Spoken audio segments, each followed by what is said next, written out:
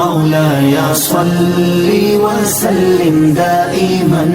أبدا على حبيبك خير الخلق كلهم مولاي صل وسلم دائما. الحمد لله رب العالمين والصلاة والسلام على أشرف الأنبياء محمد وعلى آله وصحبه ومن تبعهم بإحسان إلى يوم الدين. أما بعد، أعوذ بالله من الشيطان الرجيم. بسم الله الرحمن الرحيم. إن الله وملائكته يصلون على النبي يا أيها الذين آمنوا صلوا عليه وسلموا تسلیما. الحمدللہ رب العالمین. ہم اپنی کلاس کا آغاز کرتے ہیں اور آج ہماری کلاس کی آغاز جو ہے وہ آغاز نبوت خاتم النبی سردار دو جہان سید الانبیاء محمد صلی اللہ علیہ وآلہ وسلم کی آغاز نبوت سے ہوگی. آغاز نبوت کی ایک جو ہم کلاس شروع کرتے ہیں، اس میں جو روایت ہم لیتے ہیں یہ عروہ بن زبیر رضی اللہ عنہ بیان کرتے ہیں کہ انہوں نے ام المؤمنین عائشہ رضی اللہ عنہ کے حوالے سے بیان کیا ہے کہ ام المؤمنین نے فرمایا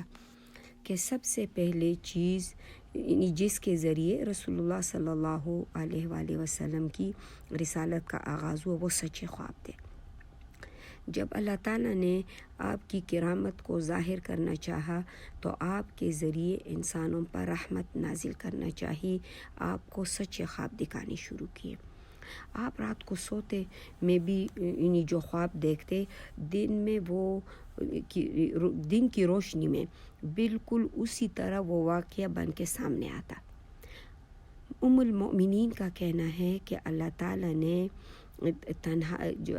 نے یعنی تنہائی کو آپ کے لیے ایک مرغوب اور جو ہے محبوب چیز بنا دیا. اب اس زمانے میں آپ کو تنہائی سے زیادہ کوئی اور چیز جو تھی وہ زیادہ محبوب نہ تھی، کیونکہ عرب لوگ جو تھے وہ جن برائیوں کے اندر تھے، ان کے اندر جو خرابیاں تھی، بت پرستی تھی، ظلم تھا اور دوسروں سے پر زیادتی کرنا، مظلوم کو دبانا، ان میں بہت طرح کی برائیاں تھیں. تو ان چیزوں سے آپ صلی اللہ علیہ وآلہ وسلم اتنے بیزار تھے کہ آپ ان سے بالکل الگ تھلگ رہنا چاہتے تھے. اب بعض علماء حضرات نے روایت کیا ہے کہ رسول اللہ صلی اللہ علیہ وآلہ وسلم جب رفع حاجت کے لیے گھر سے باہر نکلتے تو بہت دور چلے جاتے تھے، یہاں تک کہ مکہ کی بستی سے نکل کر پہاڑوں کی گھاٹیوں اور دیواروں میں چلے جاتے تھے. اب ظاہر ہے اس وقت تو رفع حاجت کے لیے گھر سے باہر جانا پڑتا تھا. اب گھروں کے اندر تو ایسے سسٹم نہیں تھے. اب وہاں آپ جس درخت یا پتھر کے پاس سے گزرتے تو وہ آپ کو السلام علیکہ یا رسول اللہ کہتا. رسول اللہ صلی اللہ علیہ وسلم یہ سن کر اپنے دائیں بائیں پیچھے دیکھتے، لیکن درخت اور پتھروں کے علاوہ کسی کو وہ نہ پاتے. غرض جتنی مدت تک اللہ تعالیٰ نے چاہا آپ کو اسی حالت میں رکھا. پھر اس کے بعد جو ہے رمضان کے مہینے میں حرا کے مقام پر جبرائیل امین آئے. اللہ تعالیٰ نے کے پاس سے آپ کے پاس جو ہے عزت اور احترام، عظمت اور شان والی جو وہ چیز لائی جس کو آج جو ہے سب دنیا نہیں جانتے پہچانتے. قرآن وہ کتاب اللہ نازل کیا رب العالمین نے، جس کی عظمت، جس کی عزت، جن کی شان جو ہے وہ تو ظاہر کلام اللہ ہے، اللہ رب العالمین کی باتیں ہیں. اب جب رسول اللہ صلی اللہ علیہ وآلہ وسلم یعنی آغاز نبوت کے بارے میں جب ان سے سوال کیا گیا تو آپ صلی اللہ علیہ وآلہ وسلم فرماتے کہ حضرت جبرائیل علیہ السلام جس وقت تشریف لائے تو نبوت کا آغاز یعنی کس طرح ہوا. تو آپ صلی اللہ علیہ وآلہ وسلم فرماتے کہ یہ عبداللہ بن زبیر سے روایت ہے. آپ صلی اللہ علیہ وآلہ وسلم ہر سال میں ایک مہینہ جو ہے وہ ہیرا کے پہاڑیوں میں گزارتے تھے. کیونکہ قریش کی بھی یہ فطرت تھی کہ جاہلیت کے زمانے میں بھی وہ عبادات کی طرف مکمل توجہ یعنی یکسوئی کے ساتھ کرتے تھے. جاہلیت تو تھی ان میں، لیکن جب عبادات کرتے تھے تو پھر وہ توجہ اور یکسوئی کے ساتھ کرتے تھے. اب ابن اسحاق بیان کرتے ہیں کہ رسول اللہ صلی اللہ علیہ وآلہ وسلم ہر سال مکمل یکسوئی اور توجہ کے ساتھ عبادت کرتے تھے اور پھر مسکینوں کو کھانا کھلاتے تھے، لوگوں کی ضروریات پوری کرتے. مہینہ پورے ہونے کے بعد آپ صلی اللہ علیہ وسلم گھر تشریف لاتے. گھر میں داخل ہونے سے پہلے آپ صلی اللہ علیہ وسلم خانہ کعبے کا 7 دفعہ طواف کرتے اور بعض اوقات اس سے بھی زیادہ ہوتا. اب عبادات کا سلسلہ جاری رہا یہاں تک کہ سال آپ پہنچا. اللہ تعالیٰ نے آپ کو نبوت عطا فرمائی اور اس یعنی سال رمضان کے مہینے میں رسول اللہ صلی اللہ علیہ وآلہ وسلم میں معمول کے مطابق عبادت کے لیے گھر سے حرا کی طرف جانب نکلے. آپ کی اہلیہ حضرت خدیجہ رضی اللہ عنہا جو تھی وہ بھی آپ کے ساتھ تھی. مطلب یہ کہ جس طرح سے دوسری قریش کی عورتیں بھی وہ بھی اپنے مردوں کے ساتھ عبادت کے لیے جائی تھی، تو آپ رضی اللہ عنہ بھی آپ صلی اللہ علیہ وآلہ وسلم کے ساتھ تھی، وہ بھی گھر سے نکلی. لیکن جس رات رسول اللہ صلی اللہ علیہ وآلہ وسلم پر وحی نازل ہوئی تو اس رات جو تھی یعنی آپ رضی اللہ عنہ رسول اللہ صلی اللہ علیہ وآلہ وسلم کے ساتھ اس رات آپ نہیں تھی. تو رسول اللہ صلی اللہ علیہ وآلہ وسلم کے پاس جبرائیل علیہ السلام آئے اور سورہ علق کی جو شروع کی آیات ہیں وہ اللہ رب العالمین کی اسے اذن سے اللہ تعالیٰ نے نازل فرما دی. بسم اللہ الرحمن الرحیم. اقرأ باسم ربک الذی خلق خلق الانسان من علق اقرأ وربک الاکرم الذی علم بالقلم علم الانسان ما لم يعلم. اللہ رب العالمین نے جو ہے اس صورت کو نازل فرمایا. اور خدیجہ رضی اللہ عنہ فرماتی ہیں کہ آپ صلی اللہ علیہ وسلم فرماتے ہیں کہ جب میرے پاس جو ہے جبرائیل اس وقت تشریف لائے کہ میں سو رہا تھا اور آپ کے پاس ایک ریشمی کپڑا بھی تھا جبرائیل علیہ السلام کے پاس جس پر کوئی عبارت تحریر تھی. آپ نے مجھ سے کہا کہ پڑھیے. میں نے کہا کہ میں تو پڑھا ہوا نہیں ہوں، یعنی مجھے پڑھنا نہیں آتا. انہوں نے مجھے پکڑا اور اتنی زور سے دبوچا کہ یعنی میں یہ خیال کرنے لگا کہ اب میری موت جو ہے وہ قریب ہے. اب اس کے بعد انہوں نے مجھے چھوڑ دیا اور پھر کہا کہ پڑھیے، لیکن میں نے وہی جواب دیا کہ میں پڑھا ہوا نہیں ہوں. انہوں نے پھر مجھے بہت زور سے دبوچ لیا اور پھر کہتے ہیں کہ انہوں نے مجھے چھوڑ دیا اور پھر کہا کہ پڑھیے. اور میں نے کہا کہ اچھا کیا پڑھوں. اب یہ الفاظ میں نے اسی لیے میں استعمال کر رہا تھا کہ میری جان چھوٹ جائے، کہ کہیں ایسا نہ ہو کہ پھر اتنی شدت سے یہ مجھے پکڑے جیسے پہلے اس نے پکڑا تھا. کہتے کہ انہوں نے مجھے کہا کہ اپنے پروردگار کے نام سے پڑھیں جس نے انسان کو جو ہے جمے ہوئے خون کے قطرے سے پیدا کی ہے، اور پڑھیے آپ کا رب بہت شان والا ہے جس نے قلم کے ذریعے علم دیا اور انسان کو وہ علم دیا جو وہ پہلے نہیں جانتا تھا. یعنی سورہ علق کی آیاتیں اللہ تعالیٰ نے الذی علم بالقلم علم الانسان ما لا يعلم سورہ علق کی یہ آیاتیں آپ صلی اللہ علیہ وآلہ وسلم پر نازل ہوئی. اور آپ صلی اللہ علیہ وسلم فرماتے ہیں کہ میں نے سب کچھ پڑھا. جب قرآت ختم ہوئی وہ میرے پاس سے چلے گئے. میں جیسے گویا نیند سے بیدار ہو گیا، لیکن یہ سب کچھ میرے دل پہ گویا نقش تھا. پھر میں وہاں سے نکلا یہاں تک کہ جب پہاڑ کے درمیان میں پہنچا تو آواز سنی میں نے ایک جو کہہ رہی تھی کہ اے محمد صلی اللہ علیہ وآلہ وسلم آپ اللہ کے رسول ہیں اور میں جبریل ہوں. میں نے دیکھنے کے لیے آسمان کی طرف جب سر اٹھا کے دیکھا تو جبرائیل علیہ السلام کو آسمان کے ایک کنارے پر انسان کی شکل میں نے دیکھا. اب جس کے قدم آسمان کے دوسرے کنارے پہ تھے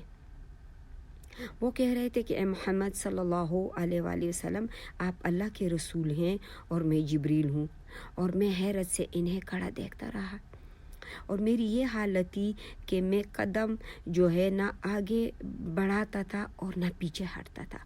میں اپنی توجہ ان کی طرف سے ہٹا کر آسمان کے دوسری طرف یعنی کنارے کی طرف میں جب دیکھتا، لیکن حالت یہ تھی کہ آسمان کے جس کونے پہ بھی میں نظر ڈالتا اور وہاں پر انہی کو ہی میں دیکھتا۔ پھر کہتے میں اسی حالت میں ہی کھڑا تھا، پاؤں نہ میرے آگے بڑھتا تھا اور نہ پیچھے تھا۔ کہتے کہ خدیجہ رضی اللہ عنہا نے میری تلاش میں مکے میں اس کو فکر ہوئی، آدمی بھیجے اور وہ پہاڑ کی چوٹی تک آئے، انہوں نے مجھے تلاش کرنے لگے لیکن ان کو میں ملا نہیں تو وہ لوگ واپس چلے گئے۔ اب میں اس جگہ حیرت سے کھڑا تھا۔ پھر جبرائیل علیہ السلام وہاں سے چلے گئے اور میں گھر آیا۔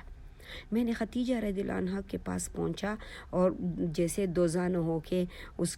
پہ نا لیپ کے اوپر اس کے گود میں سر رکھے جو ہے نا میں بیٹھ گیا اور میں جھک گیا ان کی طرف۔ انہوں نے مجھ سے پوچھا کہ اے ابو القاسم آپ کہاں تھے؟ یعنی میں اتنی پریشان تھی، میں نے آپ کو تلاش کیا اور لوگ بھی بھیجے، پہاڑ کی چوٹی تک وہ ہو کر آئے اور واپس آ گئے، آپ ملے نہیں۔ فرماتے ہیں کہ میں نے وہ واقعہ بیان کیا جو میرے ساتھ پیش آیا، حرا میں پیش آیا، پھر جبرائیل علیہ السلام کو آسمان پر دیکھنا، اور انہوں نے مجھ سے کہا کہ میرے جو چچا کے بیٹے جو ہے، اے میرے چچا کے بیٹے خوش ہو جاؤ، یعنی ظاہر ایک قریشی تھی، خوش ہو جاؤ، یعنی ثابت قدم اور استقلال سے کام لو۔ اس ذات کی قسم جس کے ہاتھ میں میری جان ہے، مجھے یہی امید تھی کہ آپ اسی امت کے نبی ہوں گے۔ پھر کہتی ہیں کہ اٹھی اور کپڑے پہن کر تیار ہوئی ورقہ بن نوفل جو ہے اس کے پاس چلی گئی جو ان کے چچا زاد بھائی بھی تھے اور پہلے بھی اس کے پاس وہ جا چکی تھی۔ جس وقت ہم نے پہلے ہی بھی درس میں کہا تھا کہ میسرہ کو اپنے غلام کو پہلی دفعہ رسول اللہ صلی اللہ علیہ وسلم کو کام کے لیے اپنے بزنس کے لیے خدیجہ رضی اللہ عنہا نے ہائر کیا تھا شادی سے پہلے، اور پھر جب وہ میسرہ آیا، اس کا غلام آیا، اس نے آپ صلی اللہ علیہ وسلم کی شان کے متعلق ساری باتیں بتائی اور پھر وہ جو کاروبار میں اللہ نے اس کو منافع دیا، تو تب بھی ورقہ بن نوفل نے کہا تھا کہ یہ وہی نبی ہیں جو ہیں جس کا ہم انتظار کر رہے ہیں۔ تو یہ پچھلے درس میں ہمارا تھا، آپ لوگوں نے سن لیا تھا۔ اب ورقہ بن نوفل جو تھا وہ عیسائی مذہب اس نے اختیار کی تھی اور اسی کی کتابیں پڑھی تھی، تورات اور انجیل کی جو تھی، یعنی ورقہ بن نوفل نے تورات اور انجیل کی پیشن گوئیوں سے اس کو خوب اچھی طرح اس بات سے وہ واقف تھے اور اس نے یہ باتیں پڑھی تھی اور سنتے بھی رہتے تھے۔ اب خدیجہ نے وہ تمام باتیں کی جو رسول اللہ صلی اللہ علیہ وسلم نے انہیں بتائی۔ تو ورقہ نے اسے کہا کہ خدیجہ رضی اللہ عنہا، تو نے جو کچھ کہا، جو مجھ سے بیان کیا ہے، اگر وہ واقعی سچ ہے تو اس ذات کی قسم میں کہتا ہوں کہ جس کے ہاتھ میں ورقہ کی جان ہے، یہ وہی فرشتہ ہے جو موسیٰ علیہ السلام کے پاس آیا کرتا تھا، اور بلا شبہ اس امت کے یہ نبی ہیں۔ تم میری طرف انہیں پیغام دے دینا کہ وہ ثابت قدمی اور حوصلے سے کام لے۔ رسول اللہ صلی اللہ علیہ وسلم پھر جب اپنی عبادت کی جو مدت مکمل کر کے واپس لوٹے تو پھر آپ کی جو ہے نا ملاقات ورقہ بن نوفل سے طواف کے وقت ہوئی۔ آپ بھی طواف کر رہے تھے بیت اللہ کا، ورقہ بن نوفل بھی ادھر تھے، طواف کے لیے آئے۔ تو ورقہ نے آپ سے کہا کہ جو کچھ آپ نے دیکھا اور سنا ذرا مجھے بتائیں۔ حضور صلی اللہ علیہ وآلہ وسلم نے ان سے ابتدائی وحی کا واقعہ بیان کیا اور انہوں نے کہا کہ بلا شبہ وہ آپ کے پاس وہ فرشتہ آیا ہے جو موسیٰ علیہ السلام کے پاس آیا کرتا تھا۔ اب آپ کا انکار کیا جائے گا اور آپ کو جھوٹا کہا جائے گا، اذیتیں اور تکلیفیں دی جائیں گی، یہاں تک کہ شہر سے باہر نکال دیا جائے گا، پھر آپ سے باقاعدہ جنگ کی جائے گی۔ اگر میں اس وقت تک زندہ رہا تو میں ضرور آپ کی مدد کروں گا۔ پھر انہوں نے سر جھکا کر رسول اللہ صلی اللہ علیہ وآلہ وسلم کے جو سر کے درمیان اس کو بوسہ دے دیا، اور حضور اکرم صلی اللہ علیہ وآلہ وسلم جو تھے پھر وہ اپنے گھر تشریف لے آئے۔ تشریف لے آئے اپنے گھر، اور اسی طرح رسول اللہ صلی اللہ علیہ وآلہ وسلم پر قرآن کا جو نزول ہوا اس کا آغاز رمضان میں ہوا، اور قرآن مجید میں سورہ البقرہ میں بھی ہے اللہ رب العالمین نے قرآن کا جو شہر رمضان الذی انزل فیہ القرآن ہدی للناس وبینات من الہدی والفرقان، کہ رمضان وہ مہینہ ہے جس میں قرآن نازل ہونا شروع ہوا ہے، یہ انسانوں کے لیے رہنما ہے۔ اب اس میں ہدایت کی واضح روشنیاں اور نشانیاں ہیں۔ تو اللہ رب العالمین نے حق اور باطل کو کیا ہے، یعنی یہ علیحدہ کر دینے والے فرقان ہے، جو حق اور باطل کو الگ الگ کر دینے والی یہ کتاب ہے۔ اور پھر رب العالمین نے اِنَّا أَنزَلْنَاهُ فِي لَيْلَةِ الْقَدْرِ وَمَا أَدْرَاكَ مَا لَيْلَةُ الْقَدْرِ لیلۃ القدر من خیر الف شہر، اور یہ سورہ بھی یعنی کہ اس قرآن کو ہم نے شب قدر میں نازل کیا، تجھے کیا خبر ہے کہ شب قدر کیا ہے، تو 1000 مہینوں سے بہتر جو ہے رات ہے۔ اللہ ہم سب کو رب العالمین شب قدر نصیب فرما دیں، اور اس رات کی عبادتیں ہمیں نصیب فرما دیں۔ آخری عشرہ جو رمضان کا ہے اس کے جاگنے کی ہمیں خوب توفیق اور خوب عبادت کرنے نصیب فرما دیں۔ خدیجہ بنت خولید جو ہے آپ صلی اللہ علیہ وآلہ وسلم پر، یہ وہ عورت ہے سب سے پہلے آپ صلی اللہ علیہ وآلہ وسلم پر یہ ایمان لائی اور اس کلام کی تصدیق کی جو اللہ تعالیٰ کی طرف سے آپ پر نازل ہوا تھا۔ اللہ تعالیٰ پر جو ہے اللہ تعالیٰ پر اور آپ صلی اللہ علیہ وآلہ وسلم پر اس چیز پر جو اللہ کی جانب سے نازل ہو رہی تھی، سب سے پہلے ایمان لانے والی حضرت خدیجہ رضی اللہ عنہا تھی، کیونکہ ورقہ بن نوفل کے پاس یہ گئی، پہلے تو یہ ایمان لئی، اس نے تصدیق کی اور اس نے کہا کہ یا رسول اللہ آپ اپنے اس پر ثابت قدم رہیے، آپ فکر نہ کیجیے، کیونکہ مجھے یہی یقین تھا کہ آپ جو ہے اس امت کے نبی ہوں گے۔ اچھا، اب فرماتی ہیں کہ ان کی وجہ سے اب اللہ تعالیٰ نے رسول اللہ صلی اللہ علیہ وآلہ وسلم کے کام میں بہت آسانیاں اور سہولتیں پیدا کر دیں۔ جب مخالفین آپ صلی اللہ علیہ وسلم کو انکار کرتے، آپ صلی اللہ علیہ وسلم کے خلاف یہ ناپسندیدہ باتیں کرتے، یہ سب کچھ سن کر یعنی رنج و غم ہوتا آپ کو، تو اس موقع پر حضرت خدیجہ رضی اللہ عنہا ہی ایک ایسی شخصیت تھی جو آپ کو سہارا دیتی۔ جب آپ رنج اور ملال کی حالت میں گھر تشریف لاتے، وہ آپ کا حوصلہ بڑھاتی اور آپ کا رنج و ملال ہلکا کرتی، آپ کی باتوں کی وہ تصدیق کرتی۔ اس کا نتیجہ یہ ہوتا کہ آپ کی پریشانی اور تکلیف جو ہے وہ کم ہو جاتی، اور دوبارہ پختہ عزم اور ارادے کے ساتھ جو ہے اسلام کی تبلیغ کے لیے گھر سے نکل جاتے۔ اللہ تعالیٰ جو ہے ان پر اپنی رحمتیں نازل فرما دیں۔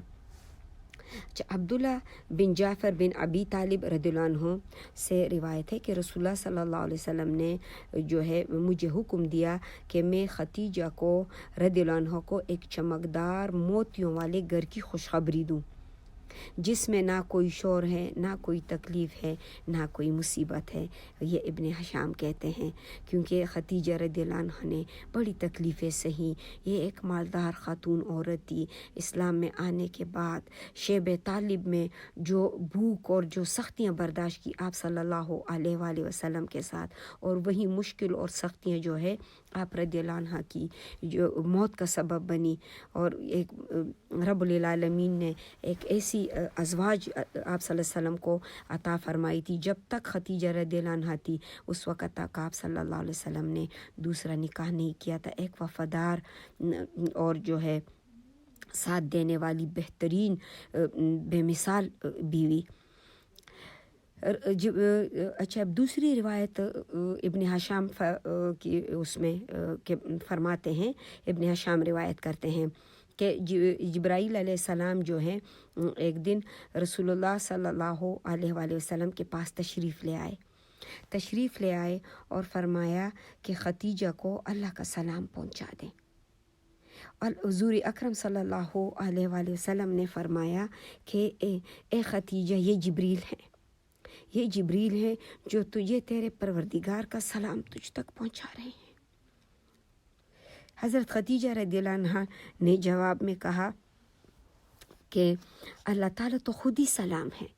امن ہے، یعنی ایک کس قدر عظیم خاتون ہے یہ اور کتنا خوبصورت اس کا جواب ہے کہ اللہ رب العالمین تو خود سلام ہے اور امن ہے، اور سب سلامتی امن تو اسی سے ہی ملتی۔ اب جبرائیل کو جو ہے، جبرائیل کو میرا سلام پہنچا دیں، جبرائیل کو میرا سلام پہنچا دینا۔ اور اس کے بعد جو ہے سورہ دوحہ کا نزول ہوا اور رسول اللہ صلی اللہ علیہ وآلہ وسلم پر کچھ عرصہ تک وحی کا نزول بند ہو گیا، جس کی وجہ سے آپ صلی اللہ علیہ وآلہ وسلم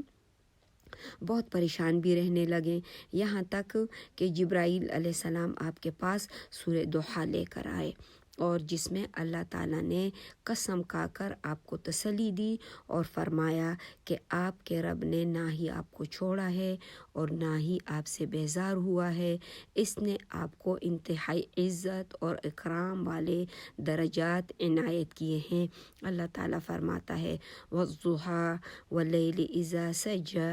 وما ودعک ربک وما قلی وللآخرۃ خیر لک من الأولی ولسوف یعطیک ربک فترضی الم یجدک یتیما فآوی ووجدک ضالا فہدی ووجدک عائلا فأغنی فأما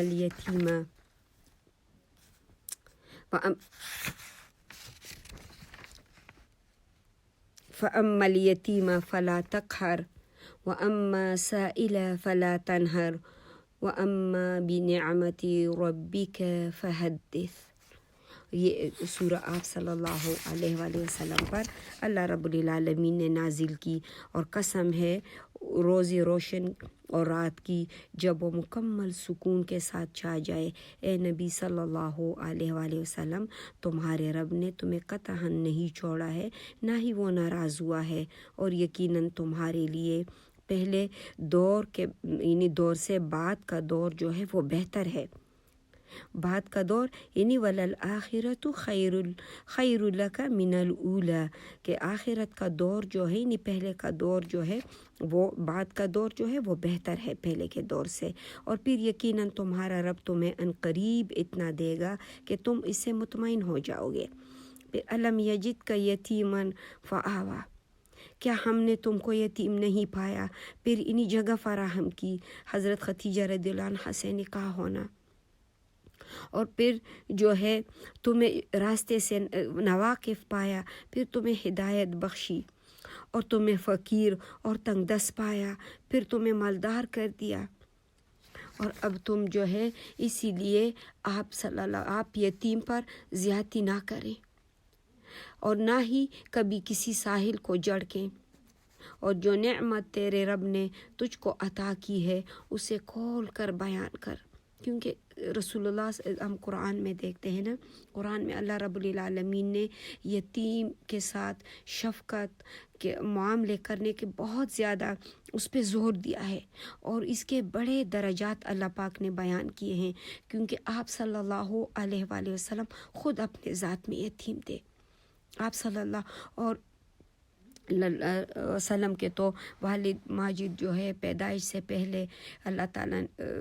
نے اسے اپنے پاس جو ہے بلا لیا تھا، اور پھر والدہ محترمہ بھی 6 سال کی عمر میں چلی گئی،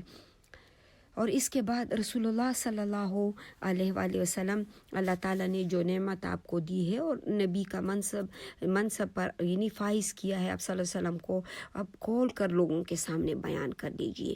اور لوگوں کو اس پر ایمان لانے کی دعوت دیجئے۔ اسی یعنی صورت کا یہی نتیجہ تھا کہ رسول اللہ صلی اللہ علیہ وسلم نے اپنے لوگوں سے اپنی نبوت کا تذکرہ کرنا شروع کر دیا، اب جس پر آپ کو اعتماد تھا ان لوگوں سے، اور فرض نماز کا آغاز ہوا۔ جب فرض نماز جس وقت فرض ہوئی تو حضور اکرم صلی اللہ علیہ وآلہ وسلم نے نماز ادا فرمائی اور نماز ختم کر کے سلام پھیرا۔ اللہ تعالیٰ کی رحمت اور برکت سلام ہو آپ پر بھی اور ان پر بھی جنہوں نے آپ کے ساتھ نماز ادا کی۔ نماز کی جو تعلیم ہے اس کے بارے میں عروہ بن زبیر بیان کرتے ہیں کہ عائشہ صدیقہ رضی اللہ عنہا سے انہوں نے سنا ہے کہ حضور اکرم صلی اللہ علیہ وآلہ وسلم پر جب شروع میں نماز فرض ہوئی تو ہر نماز کی 2 رکعتیں فرض ہوئیں، پھر بعد میں اللہ تعالیٰ نے سکونت کی حالت میں پوری 4 رکعتیں نماز فرض کی، اور سفر کی حالت میں وہی 2 رکعتیں نماز کی اللہ تعالیٰ نے برقرار رکھی۔ جب رسول اللہ صلی اللہ علیہ وآلہ وسلم پر نماز فرض ہوئی تو جبرائیل علیہ السلام تشریف لائے، اور رسول اللہ صلی اللہ علیہ وآلہ وسلم اس وقت مکے کے بالائی حصے میں تھے۔ انہوں نے وادی کے ایک کنارے پر جو ہے جبرائیل علیہ السلام نے وادی کے کنارے پر ایک پاؤں مارا، وہاں سے پانی کا چشمہ پھوٹ پڑا۔ جبرائیل علیہ السلام نے وضو کیا، اور حضور اکرم صلی اللہ علیہ وآلہ وسلم سب کچھ دیکھ رہے تھے، اور جبرائیل علیہ السلام کا مقصد یہ تھا کہ حضور اکرم صلی اللہ علیہ وسلم کو معلوم ہو جائے کہ نماز سے پہلے طہارت وضو کیسے کی جاتی ہے، یعنی کیا طریقہ ہے۔ اب اس کے بعد رسول اللہ صلی اللہ علیہ وسلم نے اسی طرح وضو کیا جس طرح جبرائیل نے کیا تھا، اور جبرائیل علیہ السلام نے آپ کو ساتھ لے کر نماز پڑھی اور چلے گئے۔ رسول اللہ صلی اللہ علیہ وآلہ وسلم گھر میں خدیجہ رضی اللہ عنہا کے پاس تشریف لے آئے اور اسی طرح وضو کیا جس طرح جبرائیل علیہ السلام نے سکھایا تھا، تاکہ خدیجہ رضی اللہ عنہا کو عبادت کے طریقے کا علم ہو جائے، اور پھر خدیجہ رضی اللہ عنہا کو ساتھ لے کر جو ہے حضور صلی اللہ علیہ وآلہ وسلم نے اسی طرح نماز پڑھی جس طرح آپ نے جبرائیل علیہ السلام کے ساتھ پڑھی تھی، جبرائیل علیہ السلام کے ساتھ پڑھی تھی۔ ابن اسحاق بیان کرتے ہیں کہ وہ لکھتے ہیں کہ اس روایت کے مطابق جو نافع بن جبیر نے بہت سے روایتیں ہیں، لیکن عبداللہ بن عباس رضی اللہ عنہ نے جو روایت لی ہے رسول اللہ صلی اللہ علیہ وآلہ وسلم پر کہ جب نماز فرض کی گئی تو جبرائیل علیہ السلام آپ کے پاس آئے اور سب سے پہلے ظہر کی نماز پڑھی۔ اس وقت سورج جو ہے ربع زوال تھا، یعنی سورج کے ڈھلنے کا آغاز ہو گیا تھا۔ پھر انہوں نے آپ کو ساتھ لے کے عصر کی نماز پڑھی۔ جب آپ کا سایہ آپ کے قد کے برابر تھا عصر کے وقت۔ پھر انہوں نے مغرب کی نماز اس وقت پڑھی جب سورج ڈوب گیا، اور عشاء کی نماز اس وقت پڑھی جب سورج کی سرخی باقی نہ رہی، اور فجر طلوع ہوئی تو انہوں نے صبح کی نماز پڑھی جب آپ کا، اور پھر فجر ادا کی۔ اب پھر دوبارہ تشریف لے آئے اگلے دن جب تشریف لے آئے، ظہر کی نماز اس وقت پڑھی جب آپ کا سایہ آپ کے قد کے برابر تھا، اور عصر کی نماز آپ کے ساتھ اس وقت پڑھی کہ جب آپ کا سایہ آپ کے قد سے دگنا تھا، اب اس دفعہ دگنا تھا، اور مغرب کی نماز گزشتہ دن کے وقت پر پڑھی، اور اس کے بعد عشاء کی نماز جو ہے نماز اس وقت ادا کی جب رات کا ابتدائی تیسرا حصہ گزر چکا تھا، اور صبح کی نماز اس وقت ادا کی یعنی جب اجالا پھیل گیا لیکن سورج نہیں نکلا تھا۔ اس کے بعد آپ صلی اللہ علیہ وآلہ وسلم سے فرمایا کہ اے محمد صلی اللہ علیہ وآلہ وسلم، آپ کی نماز کا وقت آپ کے آج اور کل کی جو آج کی نماز اور کل کی نماز کے درمیان ہے۔ حضرت علی رضی اللہ عنہ فرماتے ہیں، یہ بھی ابن عباس بیان کرتے ہیں کہ سب سے پہلا شخص جو آپ پر ایمان لایا، جس نے آپ کے ساتھ نماز ادا کی اور آپ پر وحی الہی کی نزول کی تصدیق کی، وہ علی بن ابی طالب بن عبد المطلب بن ہاشم تھے رضی اللہ عنہ۔ آپ کی عمر اس وقت 10 سال تھی۔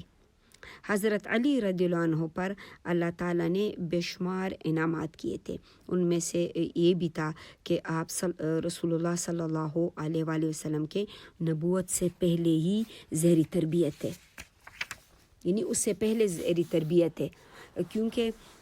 آپ صلی اللہ علیہ روایت بیان کرتے ہیں، ابن اسحاق لکھتے ہیں کہ علی بن ابی طالب جو ہے پر اللہ تعالیٰ کے انعامات میں سے یہ انعام تھا کہ جب قریش پر قحط سالی کا وہ وقت تھا، یعنی بہت زیادہ قحط آ گئی تھی قریش پر، تو ابو طالب کی اولاد زیادہ تھی۔ اس وقت میں رسول اللہ صلی اللہ علیہ وآلہ وسلم جو تھے وہ اپنے چچا عباس بن عبد المطلب جو بنی ہاشم کے سب سے زیادہ خوشحال اور مالدار شخص تھے، اس سے کہا کہ عباس، آپ کے جو بھائی ہے ابو طالب یہ زیادہ بال بچوں والے ہیں اور اس قحط کی وجہ سے لوگ مصیبت اور پریشانی کا شکار ہیں، وہ آپ کے سامنے ہیں، تو آئیے میرے ساتھ چلیے تاکہ ہم ان کا کچھ بوجھ ہلکا کریں۔ ان کے بچوں میں سے ایک کو میں لیتا ہوں اور ایک کو آپ لے لیں تاکہ ہم ان کی پرورش کریں۔ اب عباس رضی اللہ عنہ کہتے ہیں کہ اس کے بعد ہم ابی طالب کے پاس گئے اور اسے کہا کہ ہم چاہتے ہیں کہ اس وقت لوگوں پر جو آفت مصیبت نہیں لوگ گرفتار ہیں، اس کے ختم ہونے تک جو ہے آپ پر بچوں کا جو بوجھ ہے وہ ذرا ہم کم کرنا چاہتے ہیں۔ تو اس نے جواب دیا کہ اچھا، عقیل جو اس کا بڑا بیٹا تھا، عقیل کو میرے پاس جو ہے رہنے دیں اور باقی جو تم لوگوں کا دل چاہے وہ کرو۔ اس کے بعد رسول اللہ صلی اللہ علیہ وسلم نے علی رضی اللہ عنہ کو لے لیا اور اس کی پرورش کرنے لگے، اور عباس رضی اللہ عنہ نے جعفر رضی اللہ عنہ کو لے لیا اور اس طرح اس کی پرورش شروع ہوئی، اور علی رضی اللہ عنہ رسول اللہ صلی اللہ علیہ وسلم کے ساتھ ہی رہے یہاں تک کہ اللہ تعالیٰ نے آپ کو نبوت کے منصب سے سرفراز کیا۔ علی رضی اللہ عنہ نے فوراً یہ سن کے تصدیق کی اور اس پر ایمان لے آئے، اور جعفر رضی اللہ عنہ نے اسلام قبول ہونے تک جو ہے عباس کے زیر کفالت رہے، اور اسلام قبول کرنے کے بعد پھر وہ عباس رضی اللہ عنہ کے کفالت سے یعنی اس کو ضرورت نہیں رہی اور وہ اسے بے نیاز ہو گئے۔ اب جب نماز کا وقت آتا، رسول اللہ صلی اللہ علیہ وآلہ وسلم مکے کی گھاٹیوں کی طرف چلتے، اور علی رضی اللہ عنہ جو تھے وہ بھی آپ کے ساتھ تھے، یعنی آپ کے ساتھ چلتے، علی رضی اللہ عنہ بھی چلتے، اور پھر وہ یعنی اپنے والد اور چچاؤں سے دوسروں سے چھپ کر جاتے اور وہاں دونوں نماز پڑھتے۔ جب گھر لوٹتے تو اللہ تعالیٰ کی مرضی سے ایک دن جو ہے یعنی آپ لوگوں کی جو حالت تھی، دونوں جب نماز پڑھ رہے تھے، ابی طالب کا وہاں سے گزرنی ہو تو دونوں کو دیکھ لیا۔ ابی طالب نے پوچھا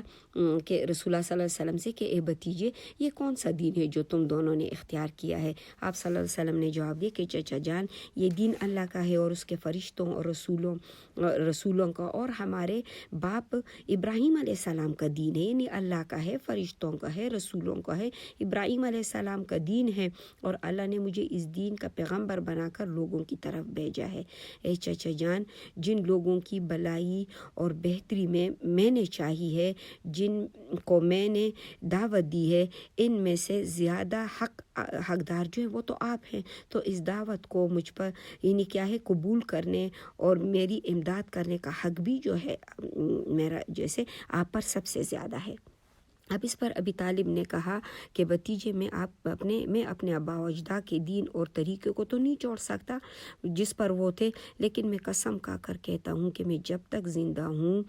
تم سے کوئی شخص ایسی بات نہ کر سکے گا جو تمہیں پسند نہ ہو۔ اب ابی طالب جو ہے وہ اس نے علی رضی اللہ عنہ سے پوچھا کہ یہ کون سا دین ہے جس پر تم عمل کرتے ہو؟ انہوں نے کہا، میں اللہ اور اس کے رسول پر ایمان لایا ہوں، اور جو رسول اللہ صلی اللہ علیہ وسلم نے پیش کیا ہے میں نے اس کی تصدیق کی ہے، میں نے اللہ کے لیے آپ کے ساتھ جو ہے نماز ادا کی ہے اور آپ کی میں پیروی کرتا ہوں۔ تو روایت میں ہے کہ ابی طالب نے علی رضی اللہ عنہ سے کہا کہ انہوں نے تمہیں بھلائی اور بہتری کی طرف دعوت دی ہے، بس اب اس پر جمے رہو۔ حضرت علی کو اسی کی ہدایت دے دی کہ اس پر جمے رہو۔ اور اس کے علاوہ جو ہے جو لوگ شروع میں جو مسلمان ہوئے، جو اسلام لے کر آئے، اس میں جو ہے پھر زید رضی اللہ عنہ ہے، رسول اللہ صلی اللہ علیہ وآلہ وسلم کے مطلب یہ آزاد کردہ غلام یہ لے آئے، کیونکہ زید رضی اللہ عنہ جو تھے، زید بن حارث، اس کے بارے میں یہ حضرت خدیجہ رضی اللہ عنہ اپنے چچا جو ہے خزام بن خلید، یہ ان کے وہ شام سے کچھ غلام خرید لے کر آیا تھا، اور خدیجہ رضی اللہ عنہ وہاں گئی تو زید بھی ان میں شامل تھے رضی اللہ عنہ، اور بہت کم عمر تھے، تو خدیجہ رضی اللہ عنہ نے ان سے وہ لے لیا، اور اس وقت آپ رضی اللہ عنہ کی شادی بھی ہوئی تھی رسول اللہ صلی اللہ علیہ وآلہ وسلم سے، اس کو لے کے رسول اللہ صلی اللہ علیہ وسلم کے پاس لے آئے، اور رسول اللہ صلی اللہ علیہ وسلم نے جب اسے دیکھا تو حضرت خدیجہ سے مانگ لیا اور اسے اپنے پاس رکھا، اور پھر اس کو آزاد کر دیا، اور اپنا جیسے اس کو یعنی اپنا غلامی سے آزاد کر دیا، اور پھر اسے اپنا بیٹا بنا لیا، اور لوگ اس کو زید بن محمد کے نام سے پکارنے لگے۔ زید رضی اللہ عنہ کے والد جو تھے وہ بہت زیادہ اپنے بیٹے کو جو ڈھونڈتے تھے اور اس کے لیے بڑے بے قرار بھی رہتے تھے، اور جب باپ کو پتہ چلا کہ اس کا بیٹا تو رسول اللہ صلی اللہ علیہ وسلم کے پاس ہے، پھر وہ آئے اور اس نے اپنے بیٹے کو اپنے ساتھ لینا چاہا، لیکن بیٹے نے جانے سے انکار کیا۔ ظاہر ہے وہ آپ صلی اللہ علیہ وسلم کے اخلاق اور محبت جو تھے اس سے انتہائی متاثر تھا، یعنی یہ اس وقت تو وحی کی نزول بھی نہیں ہوئی تھی، پھر آپ صلی اللہ علیہ وسلم نے یہ فیصلہ زید رضی اللہ عنہ پہ ہی چھوڑا تھا۔ تو جو ہے پھر زید رضی اللہ عنہ نے کہا، اس نے آپ صلی اللہ علیہ وسلم کے ساتھ جو ہے رہنا پسند فرمایا۔ اس وقت پھر آپ صلی اللہ علیہ وسلم نے جو ہے اس کو لوگوں کو جو ہے نا اسے کہا کہ آج سے جو یہ زید بن محمد ہے، اور پھر اللہ تعالیٰ نے جو ہے وہ آیات نازل کی کہ منہ بولا بیٹا نہیں ہے، اور زید بن محمد جو تھا اس کو واپس پھر زید بن حارث کہنا شروع ہو گئے۔ انشاءاللہ اس سے پھر آگے بھی ڈیٹیل آئے گی تو ہم انشاءاللہ دیکھیں گے۔ اچھا، اب اس کے بعد جو ہے ابو بکر صدیق رضی اللہ عنہ، ابو بکر صدیق رضی اللہ عنہ جو ہے، اور جو ان کا اسلام قبول کرنا، اور وہ ابو بکر صدیق رضی اللہ عنہ جو تھے ان کا اپنا نام جو تھا عبداللہ تھا، یعنی اس کا لقب عتیق تھا، کیونکہ آپ کی خوبصورتی اور شرافت کی وجہ سے آپ کو یہ لقب دیا گیا تھا، اور عتیق کی جو عتیق کی لفظی میننگ ہے یعنی شرافت اور خوبصورتی اور شرافت کی ہے۔ ابو بکر صدیق رضی اللہ عنہ نے اسلام قبول کیا اور اسے ظاہر بھی فرمایا، تو اللہ تعالیٰ اور اس کے رسول صلی اللہ ان لوگوں کو بھی جو خاص اس کے دوست تھے جن سے اس کا تعلق تھا، ان کو بھی اللہ کی طرف جو ہے بلانا شروع کیا، کیونکہ ابو بکر صدیق انتہائی جو ہے نرم اور خوش اخلاق ہونے کی وجہ سے لوگوں کے بڑے پسندیدہ شخصیت تھے، اور قریش کے نسب یعنی بہترین نسب سے بھی تھے، اور پھر علم بھی ان کو تھا، جیسے کہ صاحب علم بھی تھے، اور تجارت بھی بہت یعنی اچھے تاجر تھے، اور اس کا پیشہ جو تھا وہ تجارت تھا، اور علم تجارت حسن اخلاق کی وجہ سے تمام افراد آپ سے ملتے تھے اور آپ سے تعلقات رکھتے تھے۔ تو جو لوگ سب سے پہلے مسلمان ہوئے ان میں انہی ابو بکر صدیق رضی اللہ عنہ نے جو تبلیغ کی، عثمان بن عفان رضی اللہ عنہ، اور پھر اس کے بعد جو ہے یہ اسلام لے کر آئے، اور زبیر بن عوام رضی اللہ عنہ، اور عبد الرحمن بن عوف رضی اللہ عنہ، سعد بن ابی وقاص رضی اللہ عنہ، طلحہ بن عبید اللہ رضی اللہ عنہ، یہ وہ لوگ تھے کہ جو اسلام لے کر آئے، اور پھر یعنی اور انہوں نے یہ پھر رسول اللہ صلی اللہ علیہ وآلہ وسلم کے پاس جو ہے نا ان کو لے گئے، اور پھر رسول اللہ صلی اللہ علیہ وآلہ وسلم کے دست پر ان سب نے جو ہے اسلام قبول کر لیا۔ جس طرح سے یعنی رسول اللہ صلی اللہ یہ شروع میں جو لوگ مسلمان ہوئے تھے، اب ان کے جو نام تھے ابو سلمہ رضی اللہ عنہ، اور اس کے علاوہ ارقم بن ابی رضی اللہ عنہ اس کا بھی نام ہے، اور ان کے جو ہے اس کے علاوہ جو نام ہے وہ قدامہ عبداللہ عبیدہ بن حارث، اور ان کے یعنی یہ دو بھائی، پھر سعد بن زید رضی اللہ عنہ، عمر بن خطاب، اور اس کی جو ہے سعد بن زید، اور پھر اس کی جو بیوی تھی فاطمہ یعنی بن خطاب، یہ عمر بن خطاب کی رضی اللہ عنہ کی بہن تھی، اور یہ جو ہے اور اس میں آسمہ بنت ابی بکر رضی اللہ عنہ، عائشہ بنت ابو بکر رضی اللہ عنہ اس وقت کم عمر تھی، تو یہ سب جو ہے یہ بنو زہرہ کے حلیف، اور یعنی یہ پہلے سب سے پہلے جو ایمان لانے والوں میں ہیں۔ اللہ رب العالمین ان کے درجاتوں کو بلند کریں۔ تو انشاءاللہ